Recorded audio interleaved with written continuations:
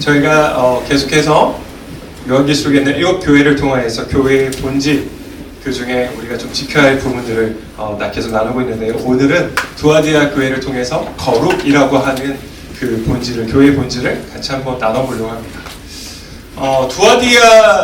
두아디아라고 하는 이 도시는 전에 우리가 앞에서 남았던 에베소나 서버나 버가모와 같이 어떤 그런 큰 도시는 아니었습니다. 이 두아디아 도시는요, 굉장히 좀 많은 공장들이 있고, 오늘로 좀 생각하면 많은 공장이 있고, 이런 중소기업들이 밀집한 지역과 같다라고 생각하면 됩니다. 어떤 산 위에 요새가 있어서 어떤 화려함이 있고 그런 게 보면은 그냥 평화지대에 위치해 있었기 때문에 군사적으로 이렇게 봤을 때는 적이 쳐들어왔을 때 굉장히 이렇게 취약한 지역에 있었습니다. 그러다 보니까 이 도시가 또 뭐 무역이나 이런 것들이 뭐 활발한 도시의 위치가 되지 않았기 때문에 오히려 그 자체적으로 그런 상업과 제조업을 통하여서 그 도시의 살림살이를 꾸려나가는 지역이었습니다.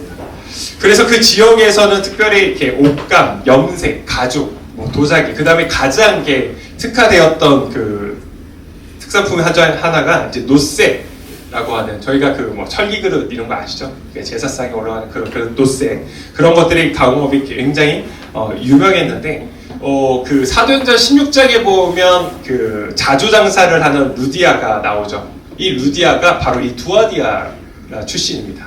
그러니까 그 지역이 이런 옷감, 자주 염색하고 이런 것들이 굉장히 좀 흥하게 있었다는 거죠. 그런 도시 속에서 우리가 계속해서 지금 7교회 도시들이 사실은 상황들이 좀 비슷해요.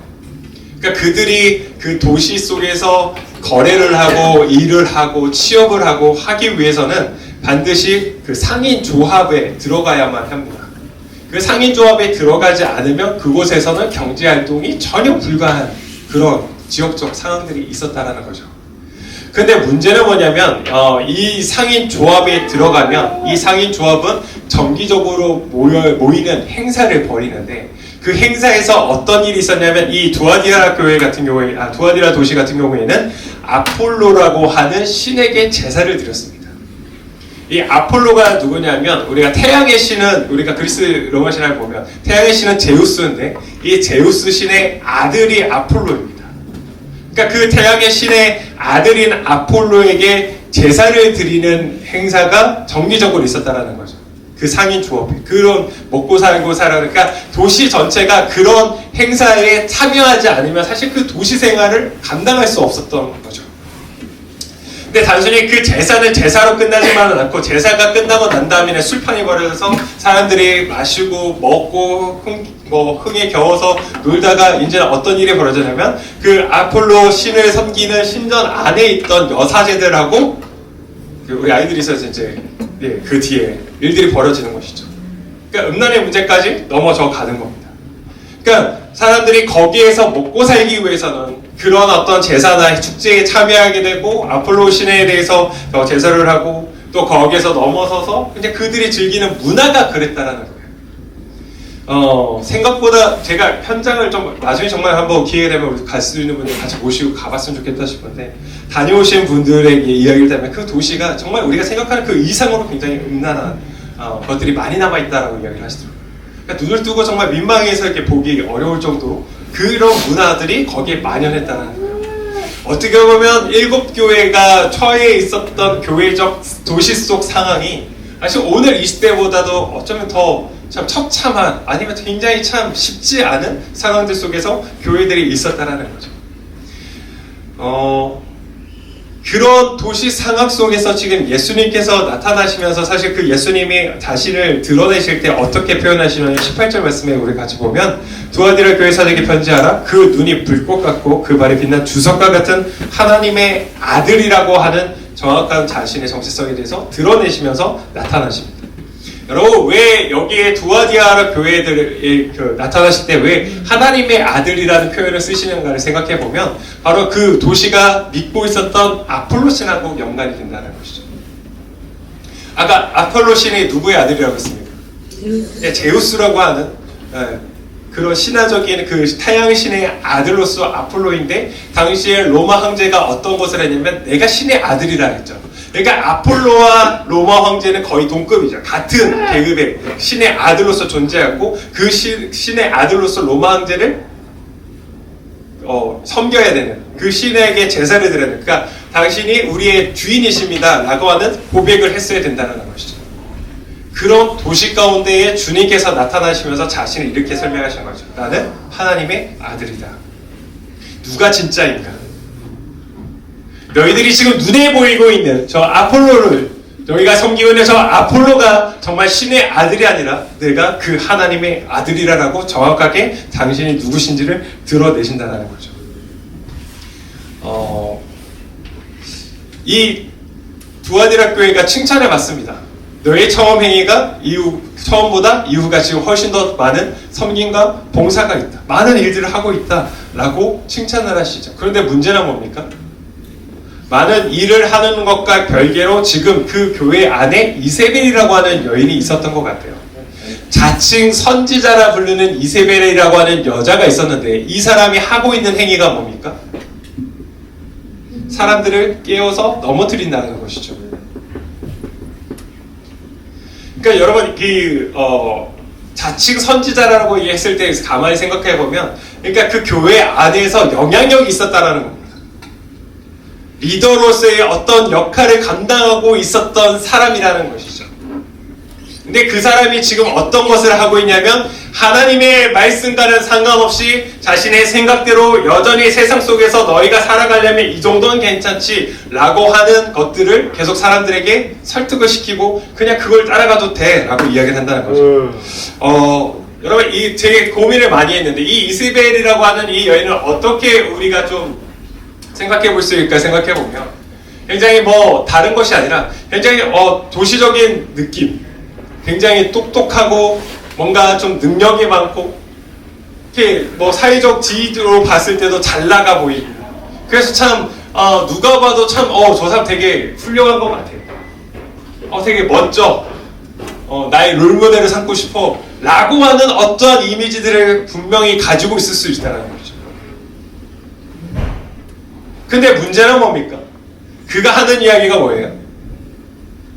너무 그렇게 열심히 믿지 마. 교회 안에서 예배 드리는 거 그거 좋아. 봉사 열심히 해. 그런데 네가 적어도 여기 도시에서, 이 도시에서 살아가려면, 네가 직장에서 그래도 살아남으려면 적당히 할 수 있는 건 해야지. 그렇게 교회에서의 어떤 그 거룩함, 하나님의 말씀을 어떻게 사회에 나서 어떻게 회사에서도 똑같이 그렇게 지킬 수 있겠어? 적당히 해. 너무 깡막히게 신앙생활 하지 마. 라고 말하는 굉장히 유능해 보이고 굉장히 실력 있는 그런 사람들일 수 있다는 거죠. 단순히 교회 안에서에 있는 어떤 그런 리더의 모습이 아니라 어쩌면 우리가 살아가고 있는 여러분의 어떤 직장 가운데서 만날 수 있는 그런 사람들일 수 있다는 거죠.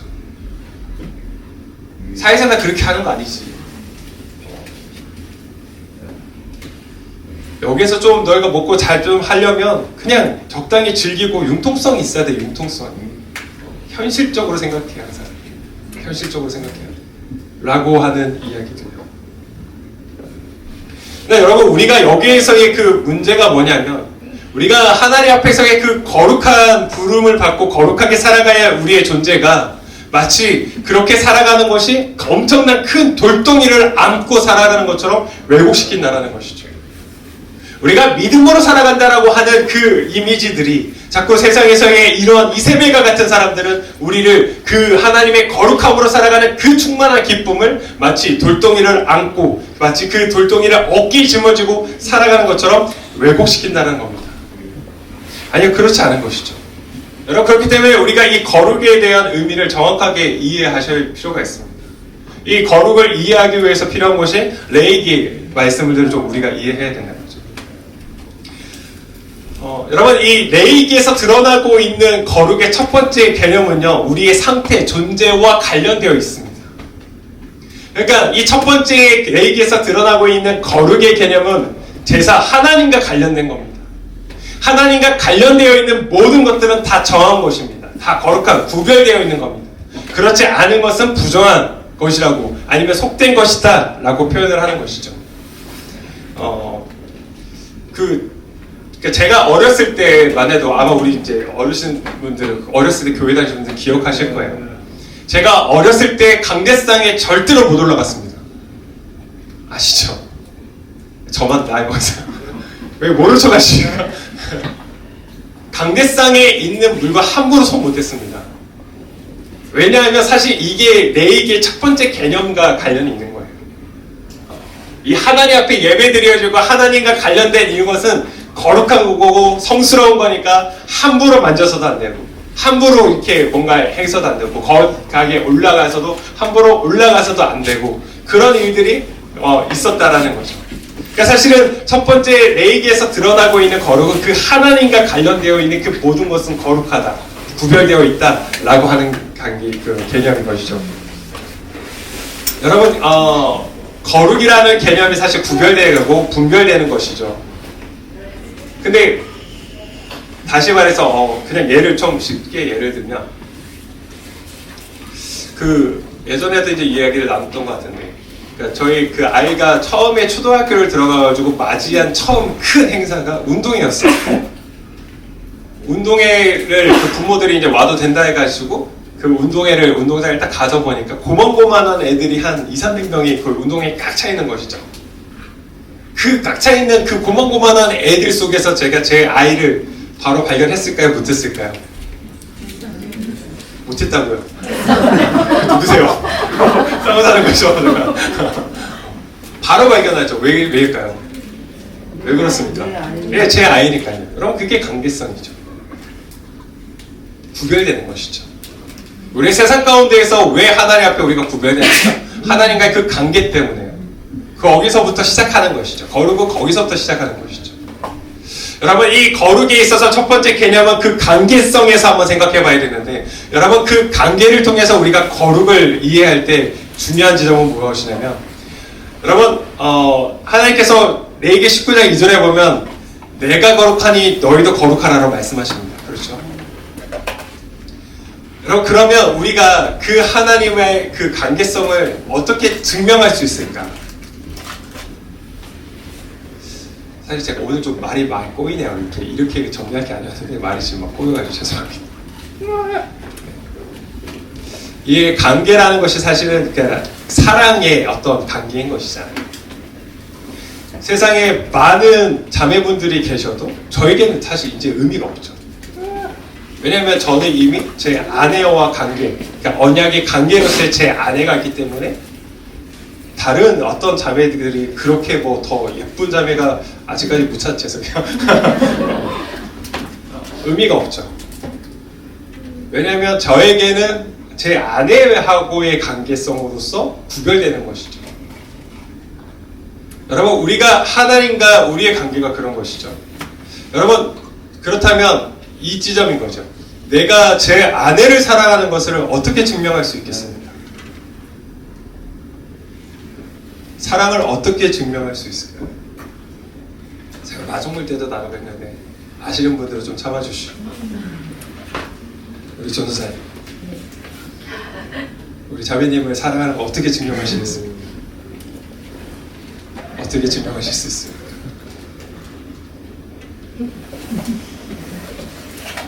자, 희유 형제, 혜진 자매의 사랑을 어떻게 증명할 수 있어요?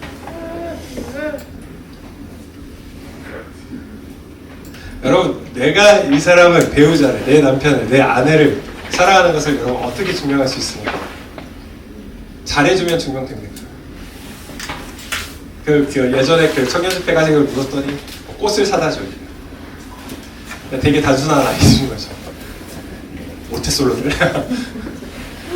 제 아내한테도 꽃을 사다 주시지만 다른 사람한테도 꽃을 사다 주시는 거죠.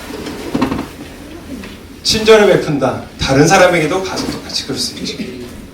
그걸로는 증명이 안 되죠. 그럼 내가 이 사람을 사랑하는 것을 어떻게 증명할 수 있습니까? 가장 확실한 증명 방법이 뭘까요? 다른 사람을 거절하는 겁니다. 이해가 가시나요? 제가 제 아내를 사랑하는 것을 가장 확실하게 증명할 수 있는 방법은 그 어떤 사람이 나에게 잘해주고 나에게 엄청난 것을 주고 도움을 줘도 그 사랑을 거절할 때 제가 제 아내를 사랑한 것이 증명되는 것이죠.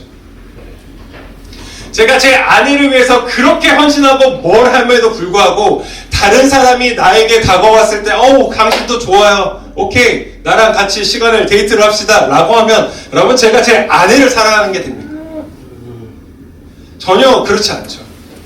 비록 제가 제 아내한테 반성을 하자면 꽃을 잘 안 사다 줬어요. 그럼에도 불구하고 저에게 어떠한 사람이 와도 그 사람의 거절함을 통해서 저는 제 아내를 사랑한 것이 증명하는 것이죠.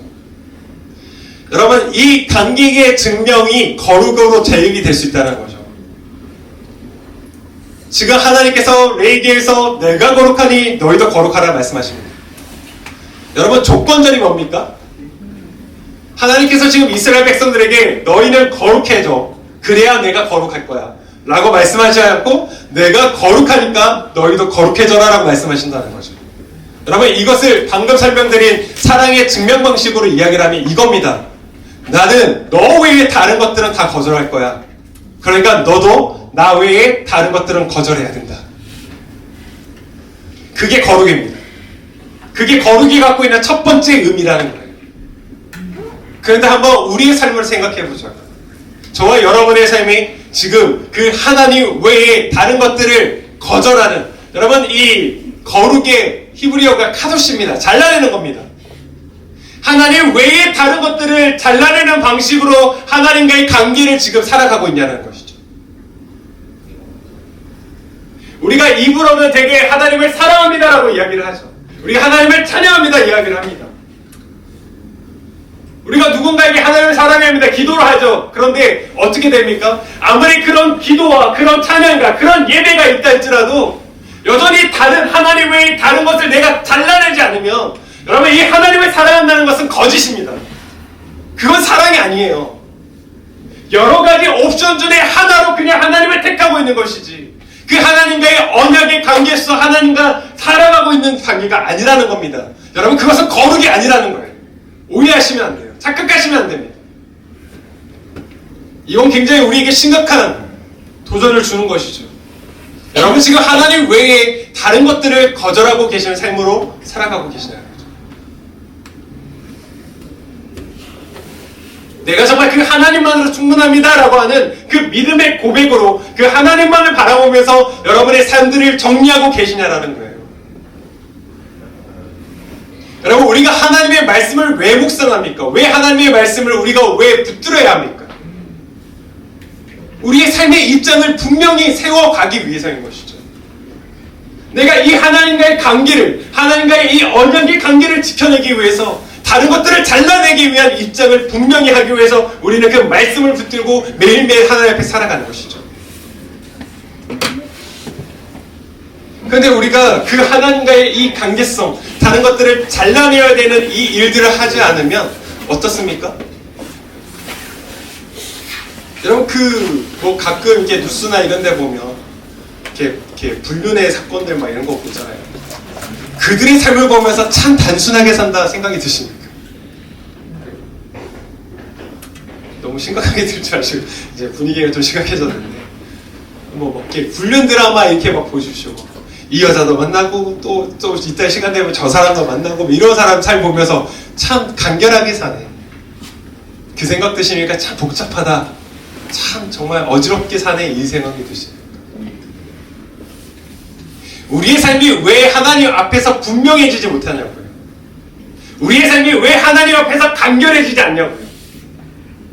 내 삶이 왜 하나님 앞에서 자꾸 이 질서가 무너지냐고요. 다른 데 이유가 있지 않습니다. 잘라내지 않아서 그래요. 하나님 외에 다른 것들을 잘라내는 삶으로 살아가야 되는데 우리는 자꾸 하나님 외에 다른 것들을 자꾸 덧붙이는 방식으로 살아가고 있다는 것이죠. 하나님도 사랑한다 이야기하면서 여전히 이것도 사랑하고 저것도 사랑하고 그러니까 얼마나 질서가 엉망이 되겠습니까? 우리의 삶의 마음이 얼마나 분주해질까요? 이것도 봐야 되고 저것도 봐야 되고 저것도 붙들어야 되고 여러분 그것은 하나님께서 우리에게 말씀하고 계신 거룩의 삶이 아니라는 겁니다. 오히려 거룩한 삶은요 오히려 내 삶에 불필요한 것들을 잘라내는 방식이어야 합니다. 덧붙여가는 방식이 아니라 잘라내야 합니다. 여전히 하나님의 뜻에 맞지 않는 것들을 끊어내는 삶으로 여러분 살아가셔야 하는 것이죠. 아멘. 그것이 지금 저와 여러분이 살아가야 할 첫 번째 거룩한 삶일 줄 믿습니다. 아멘. 우리는 잘라낼 수 있는 그 힘을 하나님께 구하십시오. 하나님 내 힘으로는 끊어내지 않습니다. 끊어내지지 않아요. 그래 하나님 끊어내게 해주십시오. 그 하나님 앞에 그 능력을 구하시면서 살아갈 수 있는 저와 여러분 되기를 주님으로 축복합니다. 아멘. 레이가 여기에서만 그냥 끝나면 참 되게 그냥 잘라내고 그냥 하나님 안에만 붙어있으면 되겠구나라고 생각할지 모르겠지만 그러지 않다라는 거죠. 제가 말씀 좀 앞에 PPT 준비했는데 레이기 19장 9절부터 10절 말씀 우리 같이 한번 읽어보겠습니다. 읽겠습니다. 시작. 너희가 너희 땅에서 곡식을 거둘 때 너는 반 모퉁이까지 다 거두지 말고 내 떨어진 이삭도 주지 말며 내 포도원의 열매를 다 따지 말며 내 포도원에 떨어진 열매도 주지 말고 가난한 사람과 어려움을 위하여 버려라. 나는 너희의 하나님 여호와니라. 아멘. 아마 당시에 그 고대의 사람들은 농사와 관련된 삶을 많이 살아갔겠죠. 아마 이스라엘 백성들이 아직은 그 출애굽을 해서 땅을 얻지 못했지만 그렇기 때문에 하나님께서 말씀하시죠. 너희가 너희의 땅에서 곡식을 거둘 때가 있을 것이다. 근데 그렇게 거둘 때에 너희가 어떻게 해야 되냐면 너희 밭에 있는 모든 소출을 다 너희가 걷어들이지 말고 모퉁이를 남겨놔라. 누구를 위해서요? 고아와 거류민들을 위해서 남겨둬라. 수확한 것을 들고 가다가 떨어졌거든. 그거를 굳이 다 주워 담지 말고 그냥 내버려둬라. 고아와 거류민들을 위해서 내버려둬라 라고 말씀하시죠. 그런데 그걸 뭐라고 말씀하십니까? 여러분 그것이 거룩하다라고 말씀하시는 거예요. 그것이 너희가 살아갈 거룩한 삶이야 라고 말씀하고 계신 것이죠. 이후에도 보면 어떤 일들이 있냐면 상인들에게는 거짓의 추를 쓰지 말고 정직하게 장사를 하라고 말씀하시죠. 재판관들에게는요. 사람이 그 얼굴을 보고 내게 유익한 대로 판단하지 말고 정의대로 반드시 바르게 재판해라. 그것이 거룩이다 말씀하시죠. 여러 가지 삶의 질서의 이야기들을 말씀하십니다. 그 질서의 이야기들이 뭡니까? 다 거룩이라는 것이죠. 근데 우리가 이 거룩에 대해서 잠깐 오해하는 것이 무엇이냐면 우리가 하나님의 말씀을 붙들고 기도를 하면 거룩한 것이고 여전히 그렇지 않고 살아가면 그것은 거룩하지 않은 것이다 라고 생각하는데 그렇지 않다는 겁니다. 여러분 우리에게 중요한 것은 어떠한 하나님의 말씀을 읽고 기도하는 것 중요합니다. 그런데 그것을 하는 이유가 무엇입니까? 내가 살아내야 할 내 일상을 하나님의 뜻에 합당하게 살아내기 위해서 기도와 말씀이 필요한 것이죠. 기도와 말씀 자체가 목적이 아니라 그 하나님의 뜻을 가지고 그 기준을 가지고 나의 일상을 하나님의 뜻에 맞게 살아내기 위해서 우리는 기도하고 말씀을 붙들어야 되는 삶이 필요하다는 것이죠. 쉽게 이야기해서 제가 만약에 장사를 한다 생각해 보십시오. 제가 장사를 하는데 아침에 그렇게 새벽 기도마다 제가 얼마나 충만하겠습니까? 안 믿으시겠죠? 그렇죠? 너무 이렇게 방해 없으시고 제가 교회 가서 막 새벽 기도 막 1시간, 2시간을 막 기도하고 주여 막 오늘도 내 삶을 거룩하게 해주십시오. 기도하고 막 말씀 1시간 읽고 그리고 장사하러 가가지고 사람들한테 장사를 하는데 5,000원짜리가 10,000원이에요. 남는 거 없어요. 저. 이게 다 뭐 항상 우리가 장사 이렇게 당하는 거 있죠. 이거 진짜 남는 거 없이 드리는 거예요. 막 이게 1,000원짜리를 막 10,000원으로 막 갖다 붙이고 속이고 여러분 그러면 그것이 거룩한 삶입니까? 아니요, 하나님께서 지금 레위기 19장에서 정확하게 드러내고 계시는 거룩의 삶은 그게 아니라는 것이죠. 정직하게 하나님께서 원하시는 뜻에 합당하게 정직하게 그 일들을 감당해가는 것. 우리를 부르신 그 자리 가운데서 우리가 그 일에 합당한 그 본질적인 의미들을 우리가 잘 감당해내는 것, 그렇게 살아가는 것이 거룩이다 말씀하신다는 거죠. 여러분 판 모퉁이에 수확물의 판 모퉁이를 남겨놓고 가는 것, 가난한 자와 거류민들을 위하여서 그저 그것을 내가 다 걷어들이지 않고 놓고 남겨두는 것, 그게 거룩이다라고 말씀하신다는 거예요. 여러분 그 하나님께서 왜 그렇게 말씀하십니까? 하나님의 그 공의와 정의를 이뤄가는 삶이 무엇인지를 거룩의 삶을 통해서 드러내신다는 거죠. 세상은요 어떻게 해서든 하나라도 떨어진 거 하나라도 다 움켜쥐어야 된다고 이야기를 하죠.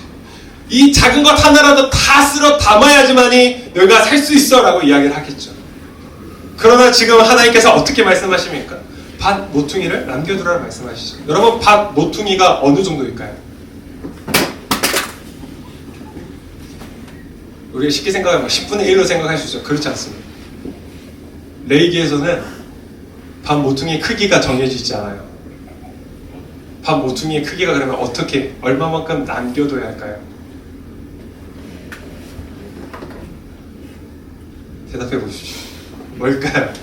우리 전문직이들은 네, 말씀하시죠. 뭡니까? 믿음의 크기예요. 믿음의 크기. 그러니까 하나님께서 마지막에 뭐라 말씀할까? 나는 너희의 하나님 여호와니라. 내가 그 하나님께서 내 삶을 책임지고 계십니다라고 하는 믿음이 있는 만큼 밭 모퉁이의 크기가 정해지겠죠.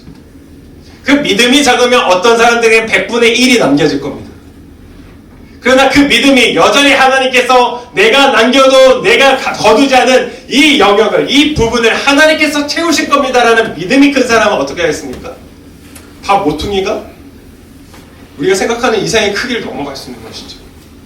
10분의 1을 거두고 10분의 9를 남겨놔도 그것이 밭 모퉁이는 될 수 있는 것이죠. 하나님, 내가 이것만으로도 하나님께서 나를 먹여 살리시고 살게 하실 줄 믿습니다 하면 그만큼도 남겨줄 수 있는 것이죠. 밭 모퉁이의 크기는 믿음의 크기인 거예요. 그러면서 그 하나님께서 말씀하신 그 믿음으로 우리는 살아가는 것이죠.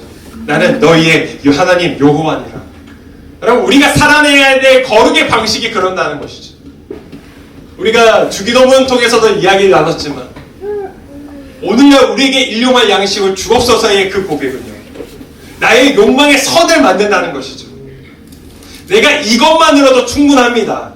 그 하나님께서 나를 살게 하실 것이기 때문에 내가 이것 이상으로 내가 움켜쥐기보다는 오히려 내게 주어진 것들을 하나님 앞에 하나님의 그 뜻에 합당하게 고아와 거루민들을 위하여 내 것들을 남겨놓겠습니다. 흘려보내겠습니다. 여러분, 그것이 거룩의 삶이라는 것이죠. 레위기 19장 13절 한 번만 더 띄워주시겠습니다. 하나 더 넘어가시면 될 거예요. 네, 한번 읽겠습니다. 시작. 너는 내 이웃으로 하지 말며 착시하지 말며 흉내내 삭을 아직까지 밤새도록 내게 두지 말라. 이력은 고용주에게 있어서의 거룩함이거든요. 사실 이것은 어떠한 이런 어떤 일하는 사람들이 데리고 있는 사람들에게만 속하지 않습니다. 여러분, 여기에서 말씀하고 있는 것이 무엇입니까? 어박하지 말고 착취하지 않고 품꾼의 삿을 아침까지 밤새도록 내게 두지 말라. 이야기는 그 당시에 무엇 때문에 누군가 밑에서 일을 하게 됩니까? 가난하니까 일을 하는 것이죠. 근데 그 사람의 품삯을 가지고 장난질을 하는 것이죠. 그러니까 길들이게 하는 것이죠. 네 생명이 누구에게 달렸는지 봐. 하나님의 영역을 건드리는 행동입니다. 근데 여러분, 이것은 단순히 고용주에게만 해야 되지 않아요. 우리가 살아가면서 누군가를 하나님의 형상을 닮은 존재로서 우리가 바라보지 않고 자꾸만 내가 이용할 수 있는 도구로 바라보는 것, 누군가를 그냥 나의 어떠한 수단으로 생각하는 것, 그건 거룩이 아닌 것이죠. 우리가 누구를 만나든 어떤 사람을 대하든 그 사람을 하나님의 형상을 닮은 존재 가치로서 우리가 바라봐주는 것, 여러분, 그것이 거룩한 삶이라고 성경은 우리에게 말씀하고 있다는 것이죠. 오늘 우리가 생각하고 지켜가야 할 이 거룩의 모습을 여러분 기억하셔야 된다는 것이죠. 내 수입의 100%가 다 나의 생존과 미래를 위해서 쓰는 것이 아니라 누군가를 위해서 계속 흘려보내는 영역들을 남겨놓는 것, 나의 불안을 돈으로 채우려고 하는 것이 아니라 나의 시간을 계속 그런 것들로, 세상의 것들로 채우고 메우는 것이 아니라 여전히 하나님이 채워주심을 믿는 믿음으로 그 빈 공간을 만들어 놓는 것이요, 여러분, 그것이 거룩하다라고 하나님께서 말씀하신다는 겁니다. 관계에서는요, 하나님의 형상을 닮은 존재로서 우리가 계속 그 사람들을 바라보고 품어주고 같이 걸어갈 수 있는 것, 여러분, 그것이 거룩이라는 것이죠. 거류민이 누굽니까? 이스라엘 백성이 아니에요. 하나님을 믿지 않는 백성입니다. 그럼에도 불구하고 그들을 위해서조차도 남겨두라고 말씀하신다는 것이죠. 연약한 자들, 그들이 하나님을 믿든 믿지 않든 그런 연약한 자들을 품기를 원하시는 것이 하나님의 마음 안에 있다는 것이죠. 우리가 그 삶을 살아가야 될 줄 믿습니다. 여러분, 두아디아 교회가 칭찬받았죠. 많은 일들을 하고 있다. 너희가 처음보다 더 많은 봉사와 많은 섬김을 하고 있다라고 칭찬받습니다. 어쩌면 세상에 봤을 때도 참 멋진, 정말 다양한 사역들을 잘 하고 있는 멋진 모습일 줄 모르겠어요. 근데 여러분 기억하십시오. 한번 생각해 보십시오. 능력 좋은 남편이 밖에 나가서 엄청 일을 잘해서 돈을 많이 벌어다 줍니다. 나를 정말 어마어마한 저택에서 살게 하고 맨날 맛있는 음식을 만들어주는 그런 사람들도 썩해가지고 완전 그 공주 대접을 받으면서 살아가요. 그런데 그 남편은 자꾸 밖에 나가서 다른 여자들도 만나요. 그러면 여러분 지금 내가 누리는 그 거대한 저택이 그런 어떠한 서비스, 그러한 어떠한 풍성함이 의미가 있겠습니까? 우리가 하나님 앞에서 우리의 태도가 이룰 수 있는 것이죠. 우리가 아무리 섬김을 많이 하고 아무리 봉사를 많이 해도요,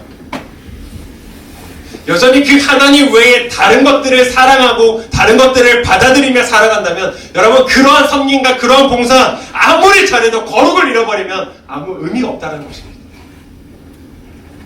우리는 일을 잘하기 위해서 하나님 앞에 존재하지 않습니다. 우리는 그 하나님 앞에 거룩을 지키기 위해서 존재한다는 것이죠. 저와 여러분의 부르심은요, 먼저의 우선적인 부르심은 그런 봉사와 섬김과 많은 일들에 있지 않다는 겁니다. 하나님과의 그 언약적 관계를 지켜내는 거룩이 있다는 것이죠. 두아디라 교회의 다수가 이세벨의 가르침을 따라갔지만 끝까지 타협하지 않았던 거룩을 지킨 소수들이 있었다는 겁니다. 그들에게 주님께서 말씀하시죠. 다른 짐을 지우지 않겠다. 왜요? 이미 버텨내는 것만으로도 너무 힘이 드니까요. 또한 그들에게 너에게 있는 것을 내가 올 때까지 굳게 잡으라고 말씀하시죠. 그 하나님을 향한 그 언약을 붙들고 살아가는 그 순수성입니다. 그리고 그런 거룩한 삶을 지킨 사람들이 어떻게 됩니까? 결국 이 땅을 다스리는 권세를 얻게 될 줄 믿습니다. 여러분 우리가 소망하는 것은 그런 것이죠. 우리가 이 거룩함을 통하여 그 내 아버지의 그 건색 가운데에 우리가 함께할 수 있는 그 기쁨, 그 하나님과 함께할 수 있는 그 영광을 우리는 바람을 통하여 지금 당장 눈에 보이는 어떠한 이익들을 쫓아가는 것이 아니라 그것을 거절하는 삶으로 살아가는 것이죠. 반주 좀 해주시겠어요? 우리가 하나님 앞에서의 그런 거룩성을 지켜간다는 것, 어쩌면 세상에서 누군가를 말할 때 굉장히 그것을 비웃을 수도 있죠. 그건 별로 의미 없다라고 이야기할 줄 모르겠습니다. 그러나 여러분 기억하십시오. 결국 그 거룩한 자들을 통하여서 하나님께서는 이 땅을 변화시켜 가실 줄 믿습니다. 말씀을 묵상하면서 왜 하나님 계속해서 우리를 거룩한 자들로 부르고 계실까라는 것을 좀 생각해보면 예전에 이런 기술이 발달되지 않았을 때는 길을 찾아가는 데 여러 어려움이 있었죠.